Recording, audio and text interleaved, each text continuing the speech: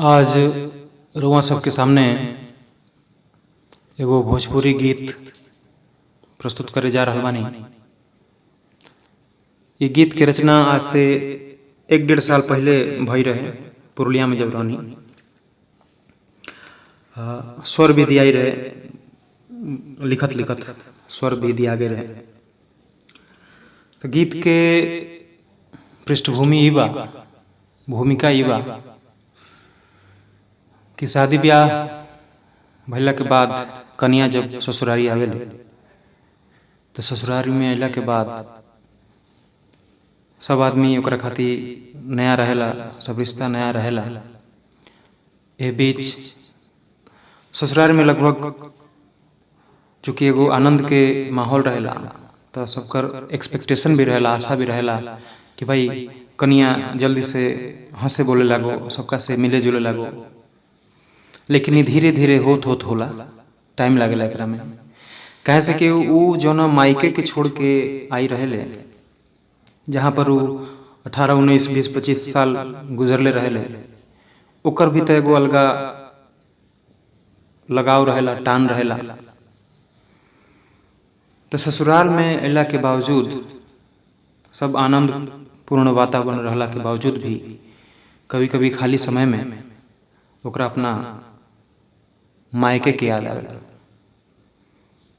और दौरान का ओकरा याद आवेला, यही के एक गीत के माध्यम से व्यक्त कल गइल बा, बतावल गइल बा।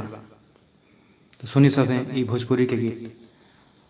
आशा करतनी रउआ सबके पसंद आई।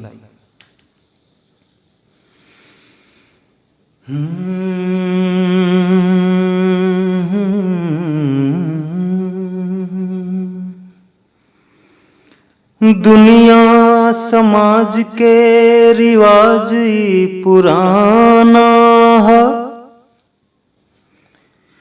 दुनिया समाज के रिवाज पुराना है।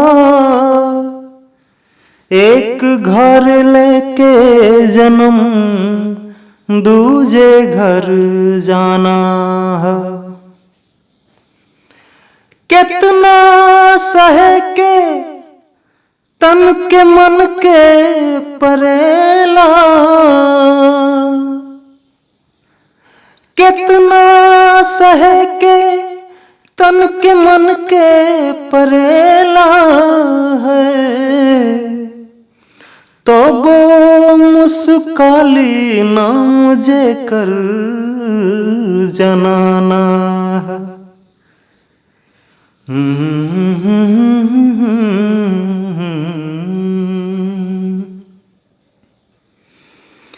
तब पढ़ते सनुरवा मांगी,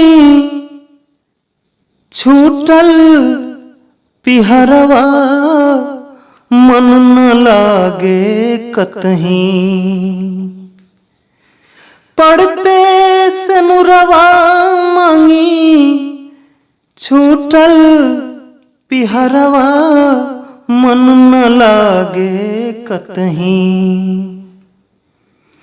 याद आवे घरवा दुअरवा मन न लागे कतहीं। याद आवे घरवा दुअरवा मन न लागे कतहीं। का याद आवता, अब एकर छंद दर छंद बयान बा कि जौना रे आंगन खेली खेली बड़ भैनी, जौना रे आंगन खेली खेली बड़ भैनी। आंगना दुआर जौना धूरी लोटियनी, धूरी लोटियनी। सभे रहे प्राण के अधरवा मन ना लागे कतहीं। याद आवे घरवा दुअरवा मन ना लागे कतहीं। निबुआ के गछिया में के देला पानी,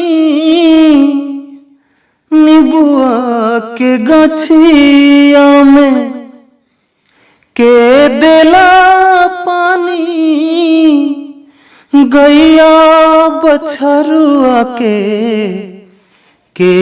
देला सानी, के देला सानी।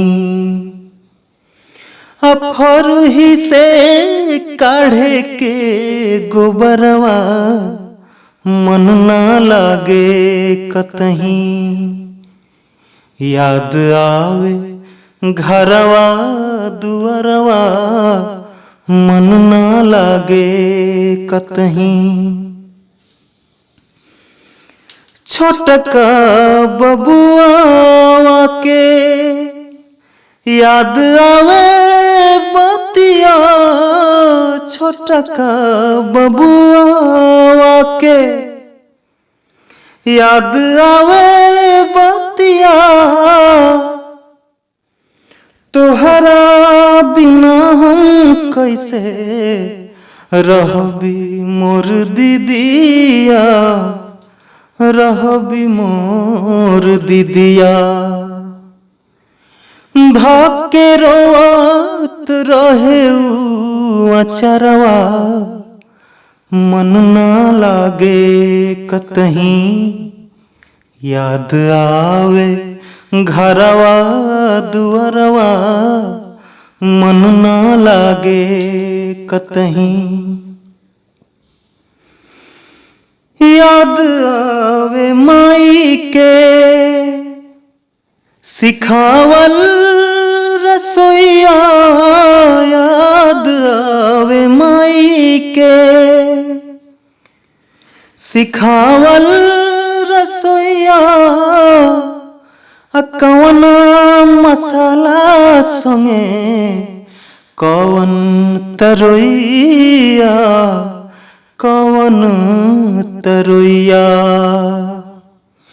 भारी आवे आँखिया में लोरवा मन ना लागे कतहीं।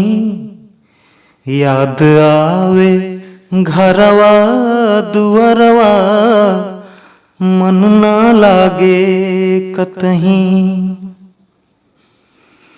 मन पर बाबूजी के भरल अकबरिया, मन पर बाबूजी के भरल अकबरिया। रोवत रोवत घर से गईले बहरिया, गईले बहरिया।